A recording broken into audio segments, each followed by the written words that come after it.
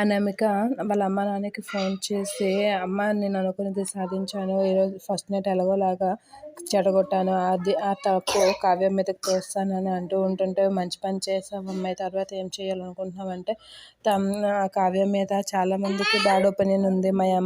మా అత్తగారికి, పెద్ద అత్తయ్య రుద్రాని, వీళ్ళకైతే కావ్య అంటే నచ్చదు.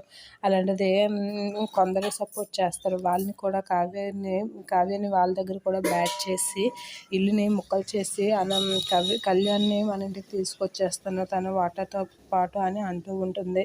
ఆ మాటలన్నీ స్వప్న ఒక చాటున ఉండి వింటూ ఉంటుంది. స్వప్న ఇప్పుడు అనామిక అయితే, నేను నెక్స్ట్ కావ్యకి సారీ చెప్తాను, అందరి ముందు సారీ చెప్పి అందరి దగ్గర మంచిగా ఇదవుతాను. తర్వాత నెక్స్ట్ మరుసటి రోజు కావ్యని అందరి దగ్గర బ్యాడ్ చేయాలని చూస్తున్నాను అంటే, అదేంటిదమ్మా మళ్ళీ తనకి ఎందుకు సారీ చెప్పడం అని అంటూ ఉంటుంది. అలాగైతేనే కదా అందరి దగ్గర నేను మంచిదాన్ని అనిపించుకోవచ్చు, తర్వాత కావ్యని బ్యాడ్ చేయొచ్చు అని అంటూ ఉంటుంది వాళ్ళ అమ్మ నాన్నలతో.